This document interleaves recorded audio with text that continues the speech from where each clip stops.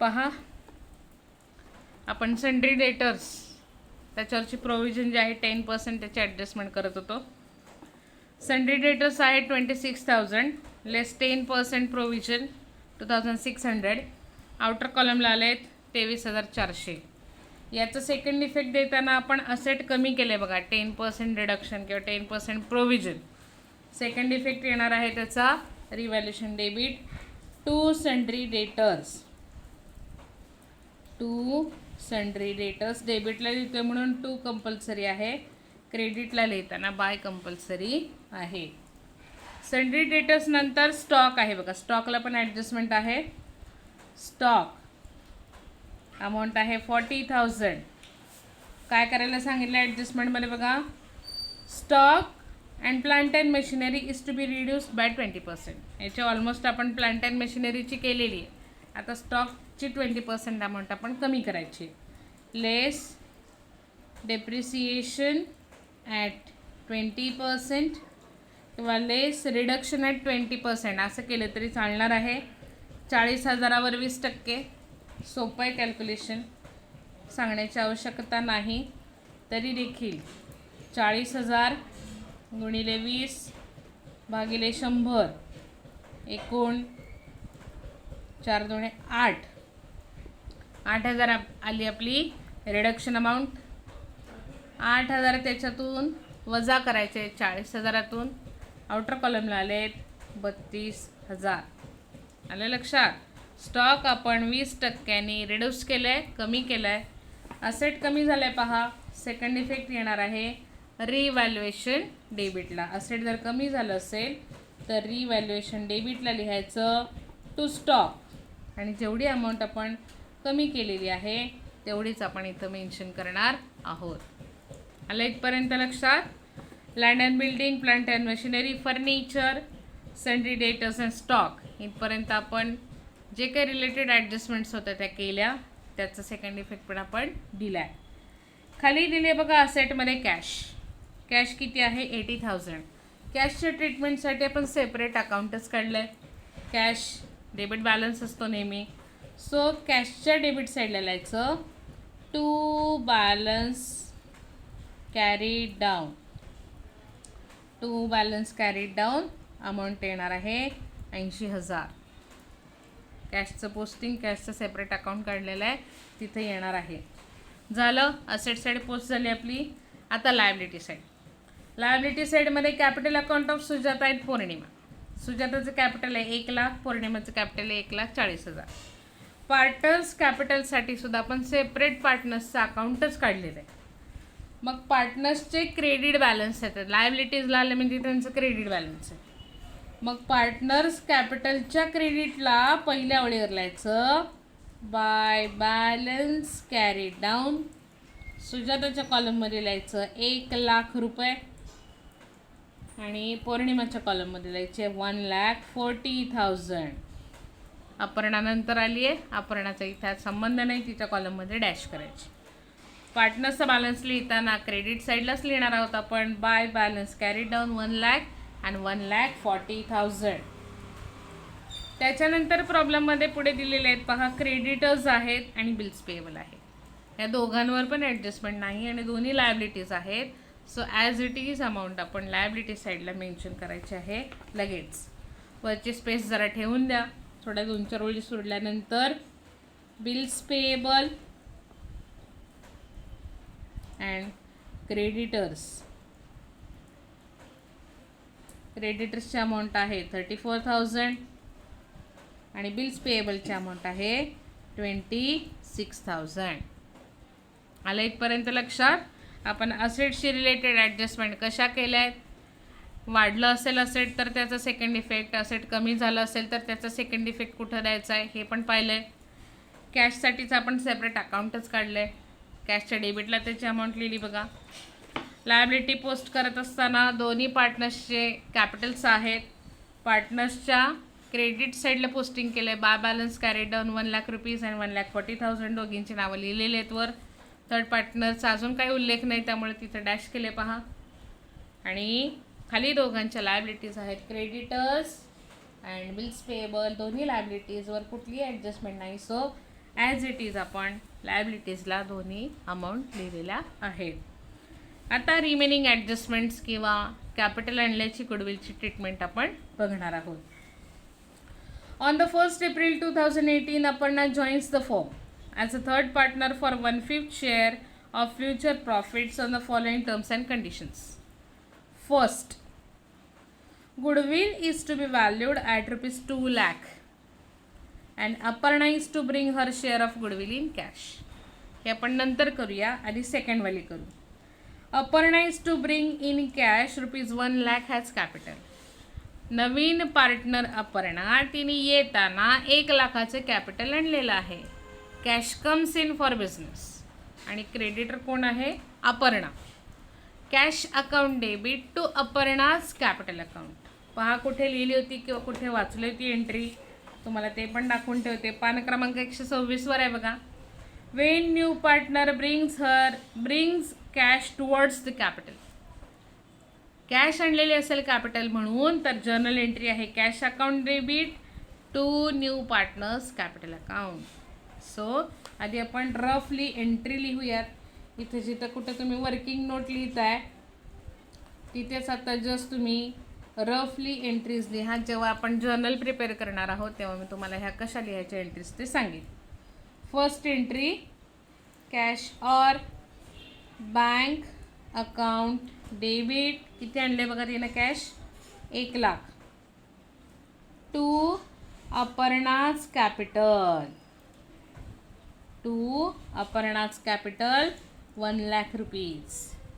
Being new partner brings capital किंवा brings cash. बस narration वगैरेच्या भानगडीत नका पडू, पण जस्ट आता आपण तिने कॅपिटल आणलेले 1 लाखाचं त्याची एंट्री केली. Cash account debit to Aparna's capital. आपल्याकडे कॅश अकाउंट पण आहे आणि आपल्याकडे अपर्णाचं अकाउंट पण आहे. सो दोन्हीकडे आपण त्याचं लेजर पोस्टिंग करायचं. कॅशला दिलं डेबिट, सो कॅशच्या डेबिट साईडला 2 काय लिहिणार? ज्याला क्रेडिट दिलं आहे ते लिहायचं. कोण आहे credit? To Aparna's capital. To Aparna's capital account किती आहे? 1 lakh. Cash account debit to Aparna's capital. मग कॅशच्या डेबिटला टू अपर्णाज कॅपिटल. आणि सेकंड इफेक्ट येणार आहे अपर्णाला क्रेडिट आहे म्हणून अपर्णाच्या क्रेडिट साईडला by cash or bank account. By cash or bank account. Amount अपर्णाच्याच कॉलममध्ये लिहायची आहे, ह्या दोघींच्या नाही. आलं लक्षात? तिच्या कॉलमला जाणार आहेत बघा आता 1 लाख रुपये. आलं लक्षात? Cash account debit to Aparna's capital. कॅशच्या डेबिटला टू अपर्णाज कॅपिटल आणि अपर्णाच्या क्रेडिटला लिहायचं by cash or bank 1 lakh रुपये. रिमेनिंग ॲडजस्टमेंट केलेत का ते पण चेकआउट करू आणि मग फायनली मी तुम्हाला गुडविल सांगेन. A provision for 10% is to be created on sundry debtors. डेटर्सवरची 10% प्रोव्हिजन 2600 आपण काढली. सेकंड इफेक्ट आपण दिला आहे रिव्हॅल्युएशन डेबिटला. पहा दिलेलं आहे का चेक करा. Land and building is to be valued at rupees 18,000. Land and बिल्डिंगवर आपण 20,000 ॲप्रिसिएशन दाखवलं होतं, ते वाढवलं बघा. 20,000 ॲप्रिसिएशन आपण इथं दाखवलं. स्टॉक रिड्यूस करायचा होता 20%. 8,000 स्टॉक कमी केला. सेकंड इफेक्ट आपण दिलेला आहे रिव्हॅल्युएशन डेबिट. आणि प्लांट अँड मशिनरीसुद्धा 20% कमी करणार होतं, ती केली 14,000. त्याचा पण इफेक्ट आपण दिलेला आहे. म्हणजे आपण ऑलमोस्ट BCDE या ॲडजस्टमेंट केल्यात. आता आपली महत्त्वाची ॲडजस्टमेंट राहिली आहे गुडविलची. Goodwill is to be valued rupees 2 lakh. याचा अर्थ काय?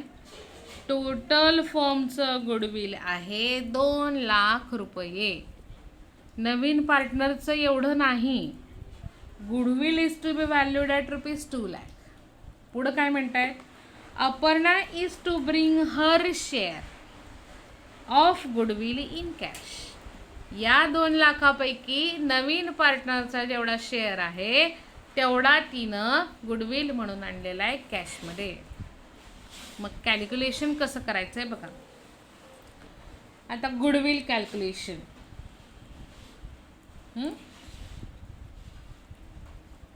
Goodwill calculation. टोटल फर्मचं गुडविल किती आहे? 2 लाख बरोबर.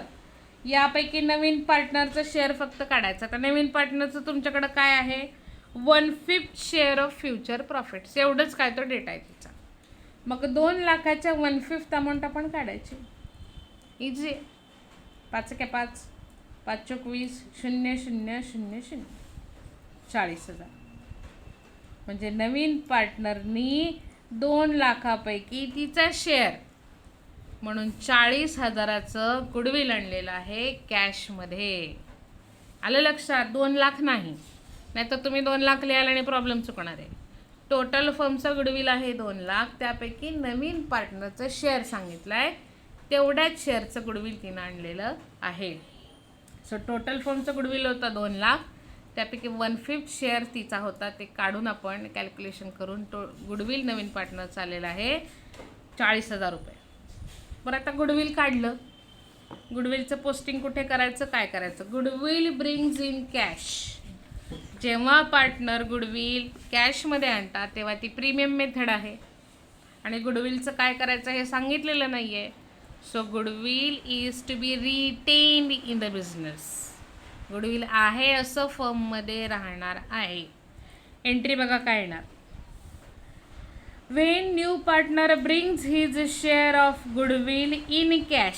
पान क्रमांक 131 वर ही एंट्री आहे, प्रीमियम मेथडमधली पहिली. Wien new partner brings his share of goodwill in cash and it is retained in the business. कधी कधी रिटेन शब्द देतात, कधी कधी देत नाही, पण नवीन आणलेलं गुडविल हे फर्ममध्ये राहणार आहे हे तेवढंच खरं. मग आत्ता आपल्याला गुडविलसाठी ह्या 2 एंट्रीज ॲप्लिकेबल आहेत. काय बघा, फर्स्ट तर गुडविल कॅशमध्ये आणलं आहे म्हणून ही entry, cash or bank account debit to goodwill account, being goodwill bought by new partner. कारण तिने 40,000 कॅशमध्ये आणलेले गुडविलचे, म्हणून ही एंट्री करावी लागेल. आणि goodwill is to be retained in the business, so goodwill account debit to all partners capital or current account in their sacrifice ratio, being goodwill distributed to among all partners. नवीन पार्टनरनी कॅशमध्ये goodwill आणल्यानंतर दोन्ही जे old partners आहेत त्यांना त्याचं distribution हे करावंच लागतं, जर प्रीमियम मेथड असेल तर, जर नाही कॅश गुडविल जर कॅशमध्ये आणलेले असेल तर. मग फर्स्टली आपण आधी गुडविलच्या एंट्रीज करून घेऊया.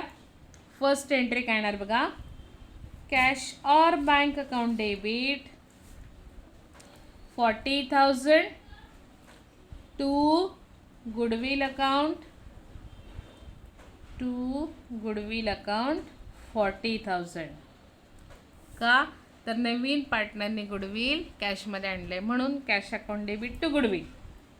आणि सेकंड एंट्री गुडविलचं काय करायचं ते सांगितलं नाही आहे, रिटेन करा, विथड्रॉ करा, काही सांगितलेलं नाही आहे. जेव्हा अशा सूचना नसतात तेव्हा ते रिटेंडच असतं. म्हणजे प्रत्येक वेळेस रिटेन शब्द देतील असं नाही, तर तिथे आपण समजून घ्यायचं आहे की ते रिटेंड असणार आहे. जुने पार्टनर त्याचं डिस्ट्रीब्युशन करून घेतात. मग goodwill account debit to old partners. मग एंट्री काय येणार बघा, गुडविल अकाउंट डेबिट किती आहे, गुडविल 40,000. ओल्ड पार्टनर्स कोण आहेत आपल्याकडे, सुजाता आणि Pournima. To Sujata's capital and to Pournima's capital. आता द्यायचं कुठल्या प्रपोर्शनमध्ये, दोघींचं ओल्ड प्रपोर्शन मगाशीच आपण प्रॉब्लेममध्ये लिहिलं आहे बघा, 1:1. मग सोपं आहे, 40,000 जर दोघींना 1:1 मध्ये द्यायचे आहेत तर एकीला द्यावे लागतील 20,000 आणि दुसरीलाही द्यावे लागतील 20,000 रुपये. आलं लक्षात? गुडविलची ट्रीटमेंट कशी केली बघा. टोटल फर्मचं गुडविल होतं 2 लाख रुपये, त्यापैकी नवीन पार्टनरचा जेवढा शेअर होता तेवढंच तिनं गुडविल आणलेलं आहे, ते होतं 40,000. मग गुडविल कॅशमध्ये आणल्याची एंट्री आपण फर्स्ट केली, cash account debit to goodwill 40,000. आणि आणलेलं गुडविल हे ओल्ड पार्टनर्सनी डिस्ट्रीब्यूट करून घेतलेलं आहे, म्हणजेच ते रिटेन्ड इन द बिझनेस आहे. Goodwill account debit to old partners, goodwill 40,000 to Sujata's capital and to Pournima's capital 20,000 each. Entries गुडविलच्या झालेल्या आहेत आपल्या. आता आपण त्याचं काय करायचं आहे, पोस्टिंग करायचं आहे. चला, लेजर पोस्टिंग आपण शिकलो आहे 11वीपासून. आता त्याचं पोस्टिंग करूया बघा. First entry cash or bank account debit to goodwill. आपल्याकडे कॅश ऑर बँक पण आहे ना, आपल्याकडे गुडविल पण आहे. कॅश और बँकला काय दिले, डेबिट दिले पहा. टू गुडविल अकाउंट अमाऊंट आहे 40,000 आणि गुडविलला काय त्या एंट्रीमध्ये क्रेडिट आहे. मग गुडविलच्या क्रेडिट साईडला पोस्टिंग येणार आहे. काय लिहिणार, by cash or bank account. By cash or bank account 40,000. आलं लक्षात. Cash or bank account debit to goodwill account, कॅशच्या डेबिटला आणि गुडविलच्या क्रेडिटला त्याचं पोस्टिंग केलं आहे. Second entry, goodwill account debit to Sujata's capital to Pournima's capital. गुडविलला डेबिट आहे, गुडविलच्या डेबिटला posting to Sujata's capital account and to Pournima's capital account. To Sujata's capital account आणि पौर्णिमास कॅपिटल अकाउंट. किती दिले दोघींना आपण, 20,000. Goodwill account debit to old partners. Old पार्टनर्सचं अकाउंट पण आपल्याकडं आहे, त्याच्या क्रेडिटला पोस्टिंग येणार कारण दोघींना क्रेडिट दिले पा एंट्रीमध्ये आपण. सो त्यांच्या क्रेडिटला बाय गुडविल अकाउंट.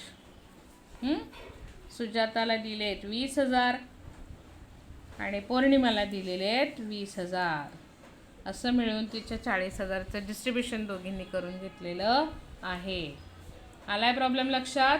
कशा पद्धतीने सोडवायचं आहे ते, ह्याची एकदा ग्रीप आल्यानंतर मग आपल्याला हळूहळू लक्षात येईल की आपण कशा पद्धतीने प्रॉब्लेम सॉर्ट आऊट करायचा आहे आणि मग जेवढं विचारलेलं आहे बुकमध्ये तेवढं तुम्हाला काढता येणार आहे. सुरुवातीचाच प्रॉब्लेम आहे त्यामुळे मी इन डिटेल घेते. प्रॉब्लेम सोडवून चालणार नाही, प्रॉब्लेमचं आपल्याला क्लोजिंग करावं लागेल, अकाउंट्स क्लोज करावे लागतील. आता क्लोजिंगसाठी स्टेप बाय स्टेप जायचं. पहिल्यांदा गुडविल क्लोज करायचं, मग कॅश क्लोज करायचं.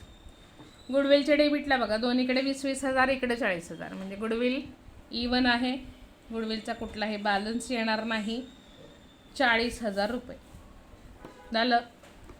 जर का समजा बॅलन्स आलाच इन केस गुडविलचा, तर कुठे पोस्टिंग येणार आहे त्याचं, असेटला.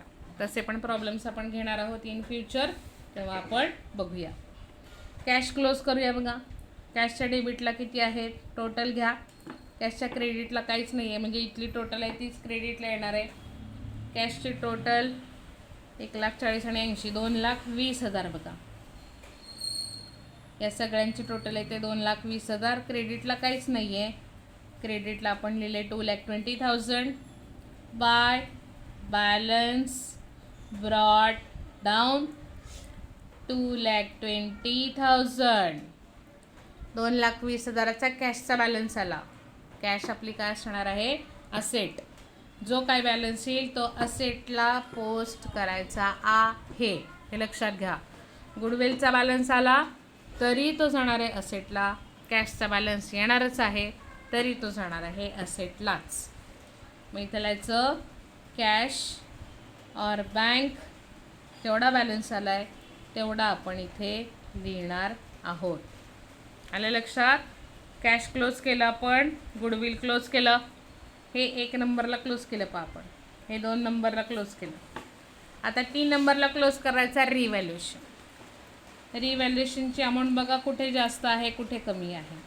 आय थिंक डेबिट साईडला जास्त अमाऊंट दिसते पहा, 14,000 आहेत, 2,000 आहेत, 8,000 आहेत म्हणजे इकडं अमाऊंट जास्त दिसते.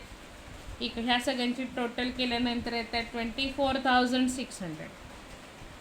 या सगळ्यांची तिघांची टोटल केल्यानंतर येतात 24,600 आणि इकडं किती आहेत 20,000 म्हणजे बॅलन्स किती आला 4,600. पहा डेबिट साईडची टोटल आहे 24,600 आणि क्रेडिट साईडची टोटल आहे 20,000 म्हणजे बॅलन्स किती आला आहे 4,600. क्रेडिटला जर आपण बॅलन्स टाकणार असू तर इथं लिहायचं by loss transfer to partners capital account आणि जो लॉस आहे तो फक्त ओल्ड पार्टनर्सनाच घ्यावा लागणार आहे कारण नवीन पार्टनर आता जॉईन झाला आहे. सो सुजाताज कॅपिटल अँड पौर्णिमाज कॅपिटल 4,600 द्यायचे दोघींना लॉसचे. कसे देणार रेशो प्रपोर्शन मगाशीच आपण लिहिलं होतं डोक्यावर आहे 1:1. सेम प्रपोर्शन असल्यामुळं प्रॉब्लेमला अडचणी येत नाही. हिला द्यावे लागतील 2300, हिला पण द्यावे लागतील 2300. याच्या निम्मे केल्यानंतर एवढी अमाऊंट येते. मग हा लॉस आहे बघा. जर आता आपण लॉस आलेला आहे, रिव्हॅल्युएशन लॉस आहे, तर तो क्रॉसमध्ये ओढायचा आहे पार्टनर्सच्या डेबिटला, आणि प्रॉफिट आला तर पार्टनर्सच्या क्रेडिटला. आत्ताच्या प्रॉब्लेममध्ये काय आला, आपला लॉस आला आहे. किती? 4600. मग तो डेबिटला लिहायचा, टू लॉस ऑन रिव्हॅल्युएशन. तो लॉस ऑन रिव्हॅल्युएशन सुजाताला दिलेत पहा 2300, पौर्णिमाला दिलेत 2300, अपर्णाला काहीच नाही कारण ते आता नवीनच जॉईन झालेली आहे. रिव्हॅल्युएशन क्लोज केल्यानंतर आपण पार्टनर्स क्लोज करणार आहोत, आणि देन लास्ट बॅलन्स शीट. पहा, अपर्णाच्या क्रेडिटला किती आहेत? 1 लाख. बरोबर. अपर्णाच्या डेबिटला काही आहेत का? काही नाही. म्हणजे तोच काय आहे, तिचा बॅलन्स येणार आहे. पहा, बॅलन्स लिहिताना इथं लिहायचं टू बॅलन्स ब्रॉड डाऊन. अपर्णाच्या कॉलममध्ये लिहायचे 1 लाख रुपये. आलं लक्षात? क्रेडिटला 1 लाख आहेत, डेबिटला काहीच नाही आहेत, म्हणजे तोच तिचा बॅलन्स आला आहे. किती आला आहे? 1 lakh. To balance brought down. आता पौर्णिमा क्लोज करूया. पौर्णिमाच्या क्रेडिटला किती? 1,40,000 आणि 20, म्हणजे 1,62,000. बरोबर. आणि इकडे किती आहेत? 2,300. म्हणजे आपल्याला शुअर शॉट इथं बॅलन्स येणार आहे. पौर्णिमा बघा, 1,62,000 मायनस 2,300, 007. त्याच्यानंतर 951, 7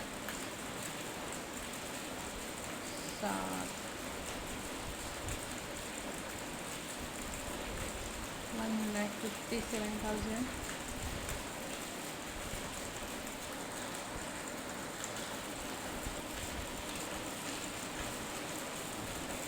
पहा लक्ष द्या, 1,40,000 आणि 20ची टोटल येते 1,60,000. सॉरी, माझ्याकडनं चुकलं. 1,60,000. मग इथं बॅलन्स येणार आहे बघा 1,57,700. हिचा बॅलन्स आला 1,57,700. तसाच सुजाताच्या क्रेडिटला किती आहेत? 1,20,000. बरोबर. आणि तिच्या डेबिटला किती आहेत? 2,300. मग 1,20,000 वजा 2,300, 1,20,000 वजा 2,300, 007, 7, 1 आणि 1. हिचा बॅलन्स आला बघा 1,17,700.